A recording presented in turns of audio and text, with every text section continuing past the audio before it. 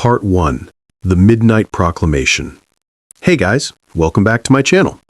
Tonight we're dimming the lights, pouring a very large cup of something warm, and drifting back to the winter of 1863, a time when the United States was, quite literally, at war with itself. The air was full of smoke, speeches, and, unfortunately, the smell of political compromise.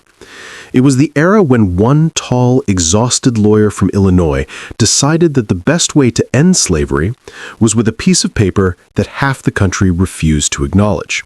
Yes, tonight we're talking about the Emancipation Proclamation, a document so famous, so quoted, and so misunderstood that most people don't realize it didn't technically free everyone. Because, of course it didn't. It's history. Nothing's ever that simple. So, let's tuck in. Let's float gently through the candlelit halls of wartime Washington, D.C., where Abraham Lincoln sat up late at night, rubbing his temples, trying to figure out how to end an institution older than the country itself without, losing the country in the process. A war about union, but also not really. When the Civil War began in April 1861, Lincoln's official line was simple. This is about saving the Union. Slavery? Complicated. Politically explosive. And if you brought it up too soon, half of his own border states would just leave. So, he tiptoed. He told people, if I could save the Union without freeing a single slave, I would. Which was technically honest, but also, come on, Abe, we see what you were doing. The truth was that slavery sat like a rotting foundation under the whole structure. Everyone knew it. The southern states had seceded precisely because they feared Lincoln would end it. And the northern states, while not exactly champions of racial equality, were increasingly uncomfortable fighting and dying for the right of plantation owners to keep enslaving millions. By 1862, the war was going badly. Union soldiers were dying by the thousands, and people were starting to ask, what exactly are we fighting for? A little moral clarity would be nice. So Lincoln, with his famously haunted eyes and his equally haunted political instincts, began drafting a plan that would turn the war into something bigger, something moral. He didn't call it that, of course. He just said it was a military necessity, which, to be fair, is exactly the kind of phrase a lawyer president uses when he's about to do something both brilliant and controversial. Lincoln's long sleepless summer. Let's drift to July 1862. Washington was hot, humid, and full of mosquitoes, basically a natural sauna of stress. Lincoln had just read the first draft of the Emancipation Proclamation to his cabinet. The men, most of them older, paler, and far less idealistic, reacted in a way that can best be described as politely horrified. Secretary of State William Seward told Lincoln that announcing emancipation while the Union was losing the war would look like the last measure of an exhausted government. In modern terms, that's like tweeting a major victory speech right after your team loses 40-0. Not a good look. So Lincoln shelved it. He waited. He waited for a Union victory that didn't make the entire thing look like a desperate PR stunt. That victory, sort of, came in September 1862 at the Battle of Antietam. It was the single bloodiest day in American history. About 23,000 men were killed, wounded, or went missing. And that was considered a success. But in Lincoln's mind, it was enough. He took the bloodbath as divine permission, or at least political cover. And so, on September 22, 1862, he issued the preliminary Emancipation Proclamation. It basically said, "Dear rebelling states, you have 100 days to stop rebelling or I'll declare your slaves free. Love, Abe." Here's where it gets beautifully, tragically ironic, as history tends to do. The Emancipation Proclamation, when it finally took effect on January 1, 1863, only applied to the Confederate states still in rebellion. So, in plain English, Lincoln declared freedom for people in places where he had absolutely no control, and kept slavery legal in the places that were actually loyal to him. That's right. If you were enslaved in Kentucky, Maryland, Delaware, or Missouri, all border states that stayed in the Union, congratulations, nothing changed. You were still enslaved. This, by the way, led to the awkward situation where enslaved people could literally cross a river into free Union territory and still not be free, because bureaucracy. But it wasn't hypocrisy. Not exactly. Lincoln needed those border states to stay put. If they left, Washington, D.C. would have been surrounded by slave states, and the entire Union could have collapsed faster than Lincoln's patience at a cabinet meeting. So, he played the long game. And yes, it was messy, but it worked. Sort of. New Year's Day, 1863. Imagine it, the White House on a cold, gray morning, guests arriving in heavy coats for the traditional New Year's reception. Lincoln shaking hands with hundreds of people, his famously long fingers aching. He had stayed up the night before, finalizing the document that would redefine the war, and arguably the country. When it came time to sign it, his hand was trembling, not from nerves, but from exhaustion. He had been shaking hands for hours. So he paused and said, "If my name ever goes into history, it will be for this act, and my whole soul is in it." Then he signed it anyway, with a wobbly signature that looked like his pen had been dragged through molasses. The final version was carefully worded, almost clinically so. No flowery language, no declarations of love for liberty, just all persons held as slaves within a state or designated part of a state, the people whereof shall then be in rebellion, are, and henceforward shall be free. That's it. No poetry, just paperwork. But in that dry, bureaucratic tone, history shifted. Reactions. Cheers, tears, and total confusion. When the news spread, reactions were mixed. Abolitionists like Frederick Douglass were thrilled, cautiously. They understood the loopholes, but they also understood momentum. Douglass called it a moral act and the first step towards complete emancipation. In the South, Confederate leaders called it a crime, a provocation, and a sign that Lincoln had gone insane. Some threatened to execute captured black soldiers as runaway slaves in uniform, which tells you everything you need to know about their moral compass. Meanwhile, enslaved people themselves, the very people the proclamation was meant for, began to test it immediately. Thousands started walking towards Union lines, often barefoot, starving, and clutching nothing but faith and rumors. Because if the president said they were free, well, that was good enough. And in many cases, Union soldiers didn't stop them. Some even helped. Freedom, it turned out, had a way. Part 2. Freedom in Progress. From Proclamation to Battlefield Reality. So, we left off with Abraham Lincoln putting pen to paper, his hand trembling, signing what would become one of the most famous executive orders in history, the Emancipation Proclamation. And while the ink dried in Washington, the rest of America mostly carried on in confusion. Because you see, the proclamation was never a lightning bolt of change. It was more like the first gentle ripple across a very deep pond. And depending on where you lived in that pond, it either meant deliverance, paperwork, or absolutely nothing at all. Let's float across that strange landscape together, the America of 1863, where freedom was now technically the law, but reality, as usual, hadn't gotten the memo. When freedom meant eventually. Picture this. It's January 1863, and you're enslaved on a plantation in Mississippi. Your overseer doesn't mention anything about a proclamation. Your owner certainly doesn't. And the nearest Union soldier is about 200 miles away. So how do you know you're free? Answer: you don't. Because in the Confederate states, news traveled slower than common sense at a secession rally.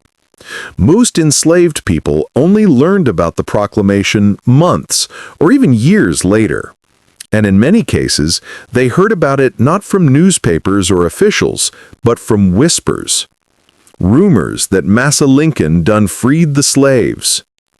And for once, the rumor was true. Sort of. Union soldiers began spreading the word as they advanced southward. They were often greeted not by resistance, but by entire families walking toward them, barefoot and hopeful, believing that somewhere behind those blue uniforms, freedom was waiting. One Union officer wrote, "They come in flocks, men, women, and children. They have nothing, not even shoes, but their eyes are full of light." That was the moment when the proclamation stopped being a piece of paper and started becoming a movement. The contrabands of war. Now, because this was the 1860s and bureaucracy loves labels, these freed people were officially called contrabands, as in contraband property. Yes, the government had found a way to end slavery by technically classifying human beings as seized enemy goods. Because of course it did. The logic went like this. If the Confederates were using enslaved labor to support their war effort, then freeing those enslaved people was a military tactic. They were no longer slaves, but confiscated resources. You can almost hear Lincoln sighing as he signed that legal workaround. So Union camps quickly filled with contraband families, thousands of them. They built makeshift villages near military forts, surviving on rations, faith, and whatever work they could find. Some of those camps grew into permanent settlements. Others became the first steps towards freedom communities. And from those tents and shanties would come a new kind of army. The United States Colored Troops. Lincoln's proclamation opened the door for black men to enlist, and once it did, that door didn't just open, it swung wide. By the end of the war, about 180,000 black soldiers and 20,000 sailors had served in the Union military. That's roughly 1 out of every 10 Union soldiers. Many of them had been enslaved just months before picking up a rifle. They joined for pay, for pride, and mostly for proof. Proof that they could fight, that they could belong, and that freedom wasn't just an idea, but something worth bleeding for. The most famous among them were the 54th Massachusetts Infantry, led by Colonel Robert Gould Shaw, a wealthy white abolitionist who didn't believe in half measures. His regiment was made up almost entirely of freed men from the North and escaped slaves from the South. When they charged Fort Wagner in South Carolina in 1863, they knew they probably wouldn't survive, and many didn't. But their courage forced the country and the army to take them seriously. Even racist generals couldn't ignore what they saw that day. One officer wrote, "They fought like lions." And they did, because they were fighting for more than territory. They were fighting for a sentence written in dry bureaucratic ink to finally mean something. Freedom, bureaucracy, and backlash. Now, if you thought the North was uniformly thrilled about all this, think again. Many white Northerners supported emancipation in theory, just not next door. Riots broke out in places like New York City in 1863, where angry mobs of working-class men, mostly Irish immigrants, protested being drafted into what they called the rich man's war. And when rumors spread that freed slaves might come north and take jobs, those protests turned violent. Over 4 days, the New York draft riots became the deadliest civil disturbance in American history. Until 2020, but that's another bedtime story. Black citizens were attacked in the streets, orphanages were burned, and Lincoln had to send troops fresh from Gettysburg to restore order.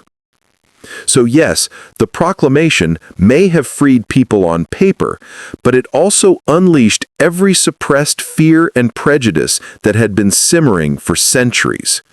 Freedom, it turned out, wasn't just a gift, it was a test. Abolitionists and the long told you so. Meanwhile, the old-school abolitionists, the ones who'd been shouting about slavery since before Lincoln had his first beard hair, were having a mixed moment. They were proud, sure, but also a little smug.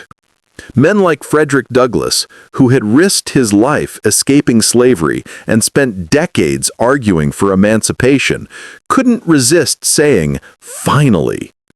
But even Douglass knew it was only the beginning. He said, "The proclamation does not free a single slave in fact, but it places the cause of the Union upon high moral ground." In other words, it changed the story. The war could now be about something larger, something that future generations could actually feel proud of. Because fighting to preserve a political union doesn't exactly make for good bedtime history, but fighting to end human bondage? That's the kind of story that echoes. Jefferson Davis and Confederate outrage. Down in the Confederacy, reactions were dramatic. President Jefferson Davis called the proclamation the most execrable measure recorded in the history of guilty man, which, coming from the guy leading a rebellion to preserve slavery, is a bit rich. The Confederate government threatened that any captured black Union soldier would not be treated as a prisoner of war, but as a criminal or runaway slave. They also warned that any white officers leading black troops could be executed. Lincoln's cabinet was horrified, but Lincoln didn't blink. He issued a blunt response. For every Union soldier unlawfully killed, a Confederate prisoner would face equal consequences. It was one of the few times Lincoln sounded like a general, not a lawyer. And it worked. Somewhat. Because as much as they liked to talk about honor, they also liked their captured men alive. Freedom takes the field. As Union armies advanced deeper into Confederate territory, emancipation began to look less like a theory and more like a fact. Enslaved people ran toward Union lines in massive waves, often faster than the army could handle. Generals were forced to improvise, turning old plantations into makeshift refugee centers. Churches became schools, warehouses became hospitals, and everywhere was the strange new sound of people speaking their own names again. Freedom didn't arrive all at once. It arrived by Part 3. Reconstruction, Repercussions, and Remembering Freedom. So the guns are finally quiet. The soldiers are marching home. And the United States, what's left of it, is looking around awkwardly, like someone who just woke up after wrecking their own house. It's 1865. The war is over, the Confederacy is gone, and theoretically, 4 million people are free. Which sounds beautiful. Until you realize nobody had actually planned what came next. Freedom had arrived, yes, but without instructions. And as anyone who's ever bought IKEA furniture knows, that's how chaos begins. Welcome to Reconstruction, a time when America tried to rebuild itself with one hand and quietly sabotaged itself with the other.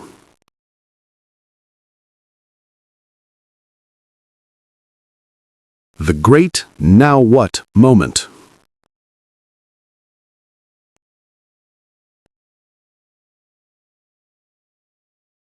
When the war ended in April 1865, people imagined freedom as this grand cinematic moment, enslaved people dropping their tools, cheering in the fields, singing Glory Hallelujah.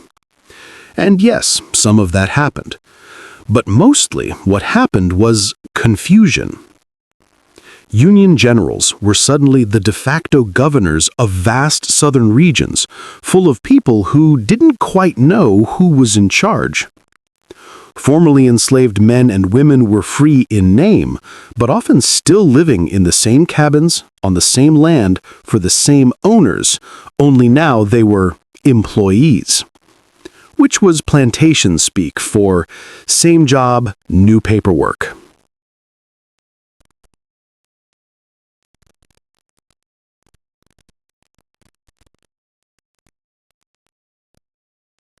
One freedman famously said, "We are free, but we ain't got no home, no land, and no mule."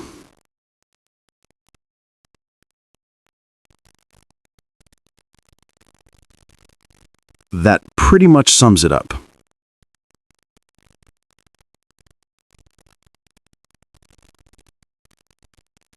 Lincoln, ever the pragmatic idealist, had started sketching out a plan for Reconstruction. Something mild, merciful, and just plausible enough to work. Then, of course, he was assassinated, because history really loves to kick idealism in the shins.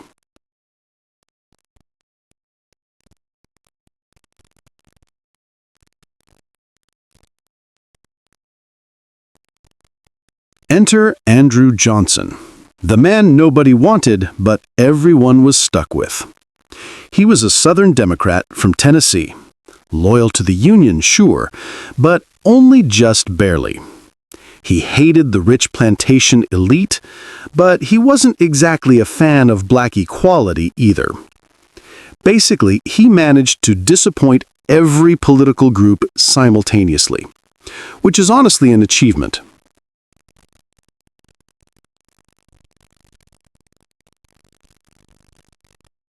When Johnson took over, he promised to restore the Union. But what he meant was pretend the war never happened and let the South handle things their way. Within months, he was pardoning former Confederate officials left and right. Governors, generals, plantation owners, all forgiven, all back in power, all somehow surprised they'd gotten away with it. And almost immediately, Southern legislatures began passing what were politely called black codes, laws designed to keep freedmen in their place.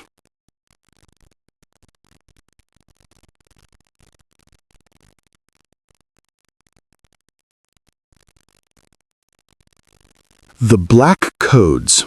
Freedom with fine print.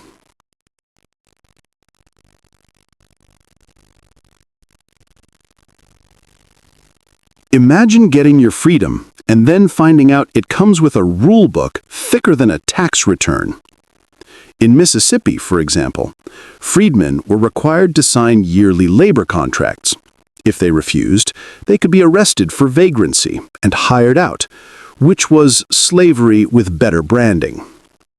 In South Carolina, black people had to pay a special tax if they weren't farmers or servants. And in Louisiana, local sheriffs could still enforce apprenticeships, where children were basically handed back to their former masters for training.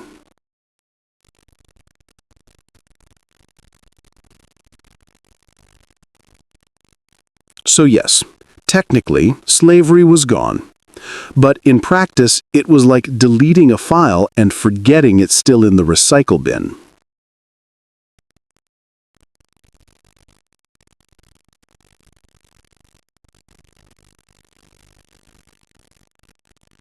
Congress wakes up, grudgingly.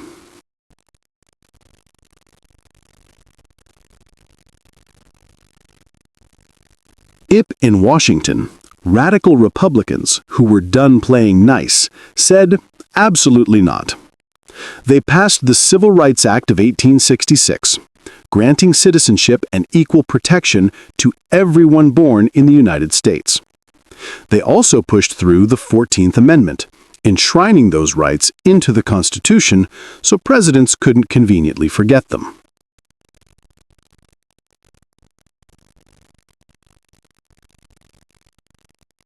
Andrew Johnson naturally vetoed them both.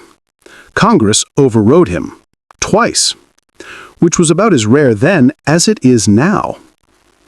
It became clear that Reconstruction would happen not through kindness, but through confrontation.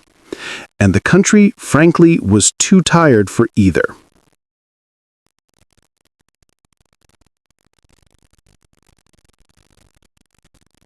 The Freedmen's Bureau, America's first attempt at help.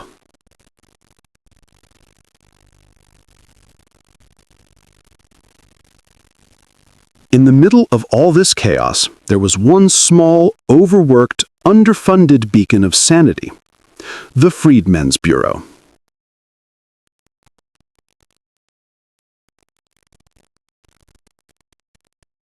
Created in 1865, it was meant to help former slaves transition into free life.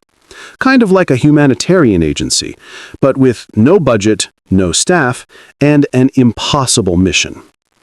They built schools, distributed rations, helped settle labor disputes, reunited families, and even started land programs.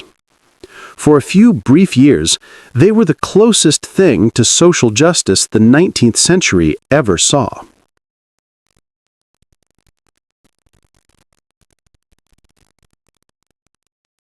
But predictably, they were hated by everyone. Southern whites saw them as federal invaders. Northern politicians called them expensive, and freedmen called them, well, better than nothing. One bureau agent wrote home, "We are trying to plant civilization with bayonets," which sounds dramatic, but was probably just another Tuesday for them.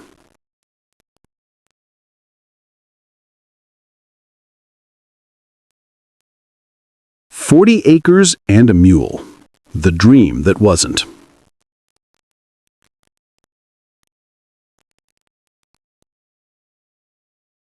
You've probably heard the phrase 40 acres and a mule. It comes from Special Field Order No. 15, issued by Union General William T. Sherman in early 1865. He decided that confiscated Confederate land, roughly 400,000 acres, would be divided among freed families. Each would get a modest plot, and yes, a mule. For a moment, freedom looked tangible, real, sustainable. And then Andrew Johnson revoked it. He returned the land to its former Confederate owners, many of whom immediately kicked the freed families off it. It's one of those moments in history that make you want to close the textbook and take a very long nap.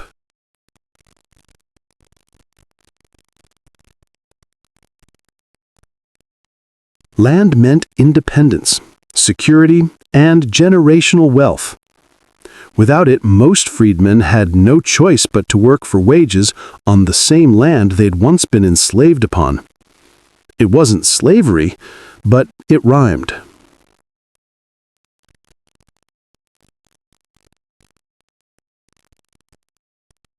Sharecropping, the new old system.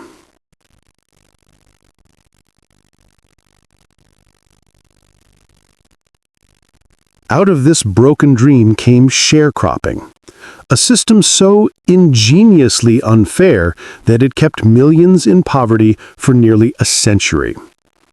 A landowner would rent. Part 4. The Long Twilight of Slavery. Freedom, hesitation, and the slow burn of change. So here we are. It's 1864. Lincoln has made his grand gesture. The Emancipation Proclamation is law. Kind of.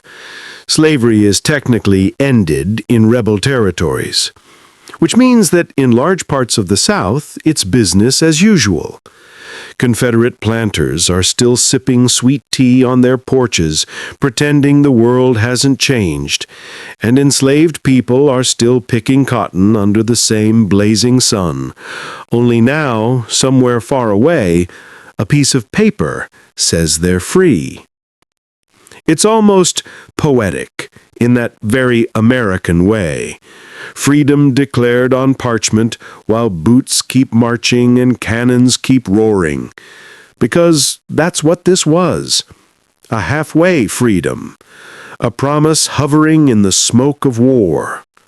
Lincoln knew this. He wasn't naive. The Emancipation Proclamation wasn't the end of slavery.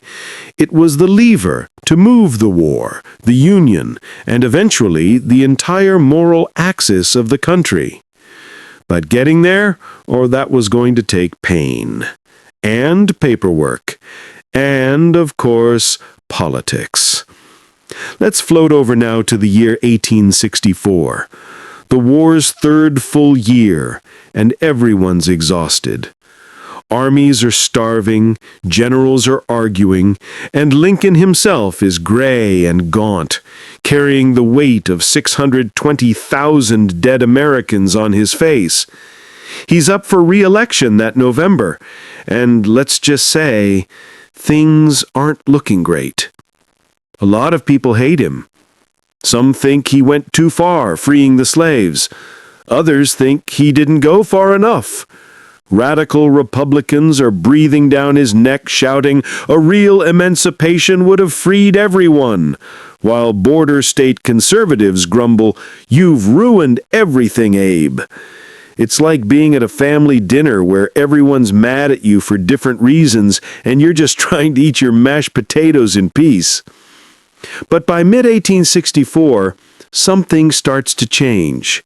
Black soldiers, now officially part of the Union Army thanks to the proclamation, are proving themselves in battle.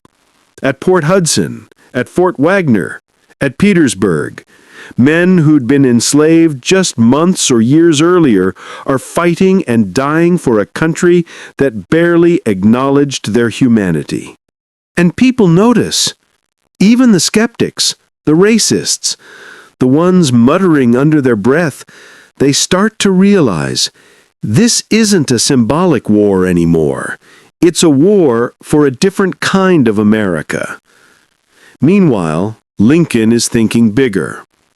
He knows the Emancipation Proclamation is fragile, a war measure, temporary, reversible. If peace came tomorrow, some slick lawyer in Congress could argue it was invalid. So Lincoln decides to make freedom permanent. Enter the 13th Amendment.